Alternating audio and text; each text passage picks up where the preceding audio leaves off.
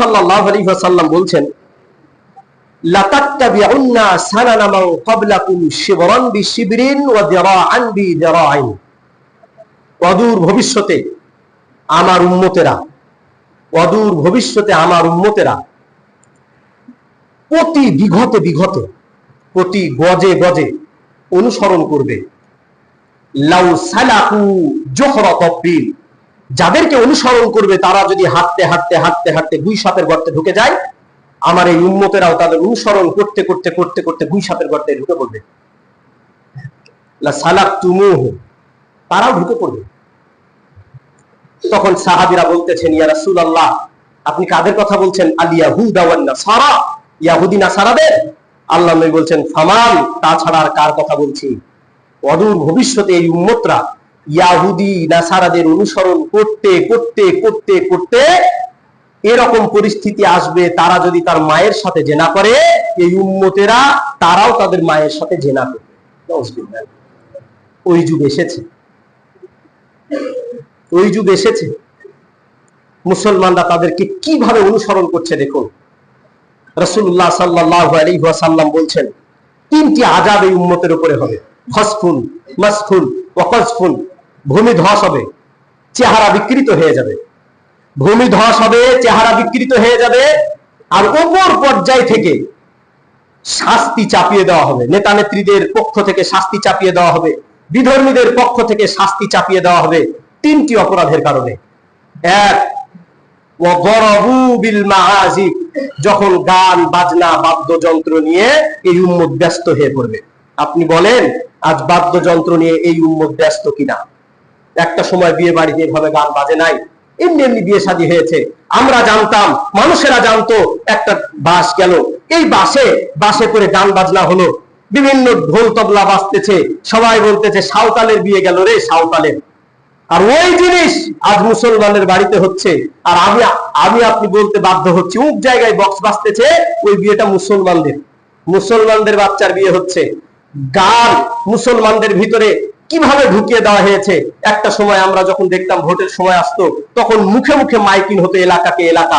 আর এখন কোন মাইকিনে গানবিহীন নাই, বাজনাবিহীন নাই। কেন?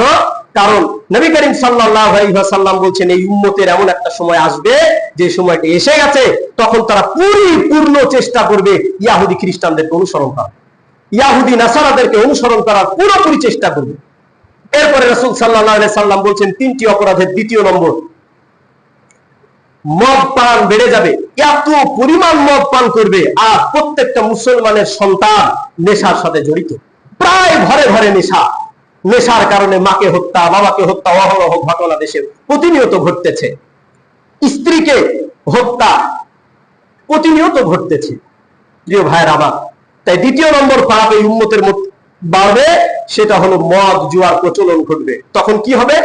তখন এই যে চেহারা বিকৃতি, এরপরে আপনার বিভিন্ন জায়গায় ভূমিধস, ওপর থেকে শাস্তি চাপিয়ে দেওয়া হবে, এই শাস্তিগুলো আসবে। আজ ফিলিস্তিনের উপরে যে অত্যাচার নেমে এসেছে, আপনি মনে করছেন এটা শুধুমাত্র অত্যাচার, তাদের হাতের কামাই না? অবশ্যই তাদের হাতের কামাই। আপনি তাদের ড্রেস আপ গুলো লক্ষ্য করেন, তাদের চলা ফিরা এবং মোড়ে যে মদের বার তৈরি করেছে, এগুলো একটু লক্ষ্য করেন, তাহলে বুঝতে পারবেন এগুলো শাস্তি কেন আল্লাহ সুবহানাহু ওয়া তাআলা দেন অদূর ভবিষ্যতে। আমাদের দেশেও যদি আমরা এই আচরণের উপরে অটল থাকি, আল্লাহ উপর থেকে আযাব গজব দিয়ে ধ্বংস করবে না। কারণ নবীজি বলেছেন, আল্লাহ আমার উম্মতকে এভাবে সমূলে আপনি ধ্বংস করেন না। আদ জাতির কাহিনী শুনেছেন, একসাথেই ধ্বংস। সামুদ জাতি একসাথে ধ্বংস। এই উম্মতকে এভাবে ধ্বংস করবে না। শাস্তি কি? যাদের অনুসরণ করবেন তারাই আপনাকে মারবে। ভিডিও খুলে দেখবেন মায়ানমারে কিভাবে উলঙ্গ করে পা উপরে বেঁধে মাথা নিচের দিকে দিয়ে লবণ ছিটায় একজন আর আরেকজন পিটায়। কেন? ওর কোনো অপরাধ নাই, একটাই অপরাধ, সে মুসলমান। এভাবে করে ফিলিস্তিনে দেখেন, কাশ্মীরে দেখেন কিভাবে ওই মার্কিন সেনারা কিভাবে করে মুসলমানদের উপর অত্যাচার চালাচ্ছে। সুযোগ যখন পাবে, যখন আপনার উপরে এই আযাব গজবের সময় আসবে, তখন আল্লাহ সুবহানাহু ওয়া তাআলা আপনার উপরে এই আযাব গজব দিবেন, এই আযাব গজব দিবেন। যদি আমরা ফিরে না আসি, তাহলে আমরা এর জন্য দায়ী থাকবো। ইহুদি এবং খ্রিস্টানদেরকে অনুসরণ করা বাদ দেন। আপনি ছিলেন অনুকরণীয় একটা জাতি, যাকে দেখলে অনুকরণ করা যায়। কিন্তু এখন আমরা হয়ে গেছি আরেকজনের অনুসরণকারী। কাউকে না কাউকে যুবকরা দেখবেন অনুসরণ করছে। না হলে আপনি বলেন, এই হেঁটুর কাছে একটা প্যান্ট পরেছে, একবারে অরিজিনাল ছেঁড়া, হেঁটু দেখা যাচ্ছে। যদি কারো অনুসরণ না করে এই প্যান্ট পরতো। একটা সময় চোর যখন ধরা হতো তখন চোরের কয়েকটা কাজ করা হতো, একটা মাথা নেড়া করে দেওয়া হতো না পুরো। কি করা হতো জানো যুবকরা? মনে রেখো, এক পাশ কেটে দেওয়া হতো, আরেক পাশ কেটে দেওয়া হতো, এমন ভেড়া কাটা হতো যাতে দেখলে বোঝা যায় চোর। আর ওইভাবে এখন তুমি চুল কাটো, ওইটার নাম তোমার স্টাইল। মিথ্যা বললাম? এই যে হেঁটুর কাছে যে ছেঁড়া, জাঙ্গের কাছে যে ছেঁড়া, এই উরু হলো আওরাত, এটা হলো লজ্জাস্থানের অংশ। এটা দেখিয়ে বেড়াচ্ছ। অটোর উপরে বসে থেকে ওই যে তোমার ঠ্যাং পাশের মানুষেরা দেখতেছে, তার কাছ থেকে শিখেছো? ইয়াহুদি নাসারাদের কাছ থেকে। এরকম অনুসরণ যখন করবে, আর উপর থেকে যখন আযাব গজব নেমে আসবে, আল্লাহ তো দিচ্ছে না। আযাব গজব আল্লাহ কিভাবে দেওয়াবে? এই হাদিস তার প্রমাণ। মনে রাখবেন, এই হাদিস মিথ্যা না। ওই ইয়াহুদি খ্রিস্টানরা আপনাদেরকে জব্দ করবে, তখন আমরাও আর রেহাই পাবো না। সবই সেটে। কারণ আপনাদেরকে আটকাতে পারিনি, আটকাতে ব্যর্থ হয়েছি। একজন মানুষ রাস্তা দিয়ে যখন জোরে হুন্ডা নিয়ে কোনো যুবক চালিয়ে গেল, কেউ বাধা দেয় না। কেউ যদি বাধা দেয় তখন আরেকজন বলে যুবক। কেন? ওদেরকে লাড়া যাবে না।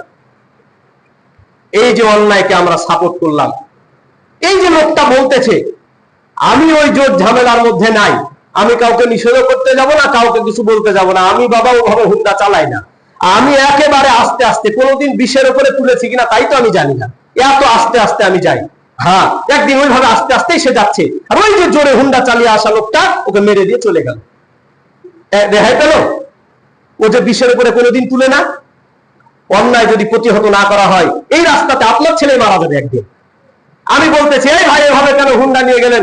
পাশ থেকে বলতেছেন হুজুর চুপেন। এমনি আপনাদের মান ইজ্জত নিয়ে টানাটানি আরো পুঁতে ফেলে দিবে, আপনাদেরকে জানি পুঁতে ফেলে দিবে। কিন্তু তোমাদেরকে সাবধান করছি, ওই দিন আসবে যেদিন বিধর্মীরা তোমাদের উপরে আযাব আর গজব নিয়ে নেমে আসবে। কেউ আটকাবে না।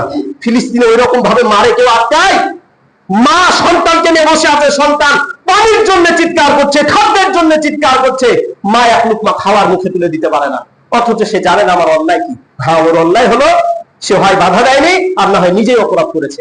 তাই অনুরোধ তোমাদের কাছে, ইয়াহুদি খ্রিস্টানদের অনুসরণ বাদ দাও। আজান হচ্ছে এই মসজিদের সামনের কথা বলছি, সামনে বসে আছি, আজান হচ্ছে, আল্লাহু আকবার আল্লাহু আকবার প্রতিধ্বনি চলছে মাইকে, আর এই সামনে যে বিড়ি টানতে টানতে ঘাড় কাপ করে হেঁটে চলে যাচ্ছে। ওখানে আমি বসে আছি, আরো 20 জন মানুষ বসে আছে। এমন এক যুগ এসেছে কেউ ওকে বাধা দিতে পারে না। এটা মসজিদ রে, একটু সামনে গিয়ে থাক, এ কথাটা বলার অধিকার হারিয়ে গেছে। এই কথাটা বলতে পারি না। আযাব গজব আমাদের উপরে আসবে না তো কার উপরে আসবে? আপনি বৃষ্টির দশা দেখেন নাই? এরকম হয়েছে কোনোবার? এগুলো আমাদের কারণেই তো হয়, আমাদের অন্যায়ের কারণেই তো। প্রিয় ভাইয়ের আমার, এই হাদিসগুলো তার প্রমাণ। এজন্য আসুন ইয়াহুদি খ্রিস্টানদের অনুসরণ আমরা বাদ দিই। নবী করিম সাল্লাল্লাহু আলাইহি ওয়াসাল্লামের আরেকটি হাদিস আপনাদেরকে শোনাই। নবী করিম সাল্লাল্লাহু আলাইহি সাল্লাম বলছেন, অদূর ভবিষ্যতে একটা সময় আসবে যখন তোমাদেরকে সকল বিজাতি, নবীজির এই কথা মিথ্যা, আপনি আমার কথা বিশ্বাস করেন, আপনার বাবার কথা বিশ্বাস করেন, নেতার কথা বিশ্বাস করেন, আমরা তো মিথ্যা বলি। যে মানুষ কোনদিন মিথ্যা বলেন নাই, তার মুখের কথা, তার হাদিস, যে এই উম্মতকে সকল বিজাতি, কোন বিজাতি বাদ নাই, সকল বিজাতিরা একটা বড় প্লেটের চতুর্পার্শ্বে পেটুক ভোজনকারীরা যেভাবে বসে থাকে এই খাবে তাই, এইভাবে করে এই উম্মতের চতুর্পার্শ্বে বিজাতিরা ঐক্যবদ্ধ হয়ে মুসলমানদের উপর আক্রমণ করবে, মুসলমানদেরকে মারবে, মুসলমানদেরকে হত্যা করবে। কেন? সাহাবীরা তখন বলছেন, ইয়া রাসূলুল্লাহ মিন কিল্লাতিন নাহনু ইয়াউমাইদিন, সেদিন সংখ্যায় কি আমরা একবারই কম হব?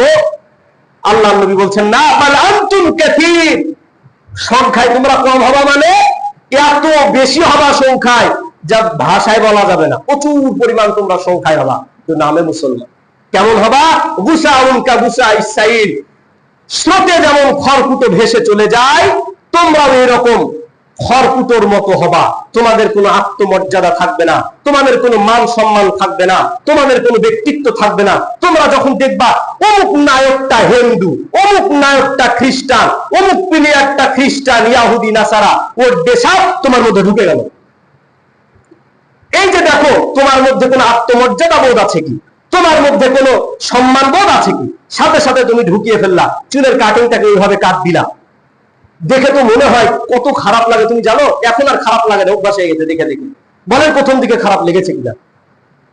সবাই ইহুদি খ্রিস্টানদের মতো হয়ে যাবে আর উপর উপর বলবে আমি মুসলমান, আনা মুসলিম, আমি মুসলিম। কেন আমাকে সাহায্য করে না অমুক বিশ্বের মুসলমান? কেন আমাকে সাহায্য করে না অমুক বিশ্বের মুসলমান? এগুলো বলবা তাই? কেন আমাকে সাহায্য করে না সৌদি আরব? সৌদি আরবে মরে মরে মদের বার নাই রে।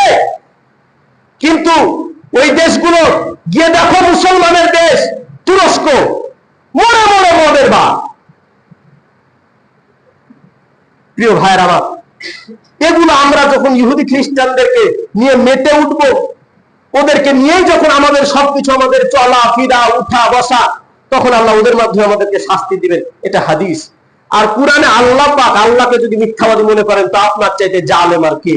আল্লাহ বলতেছেন, ইয়া আইয়ুহাল্লাযীনা আমানু লা তাত্তাখিদু, হে ঈমানদারগণ, তোমরা বন্ধু হিসেবে গ্রহণ করো না আদুওয়াকুম, তোমাদের শত্রুকে ইয়াহুদিয়ান নাসারা। আল্লাহ উল্লেখ করে বলে দিয়েছেন, এরা যদিও তোমাদেরকে কখনো কখনো সাপোর্ট করে থাকে, মনে রেখো এরা তোমাদেরকে সাপোর্ট করে না। ওই ইহুদি খ্রিস্টানরা পরস্পর বন্ধু, সুযোগ পেলে আবার মারবে তোমাদেরকে, আবার।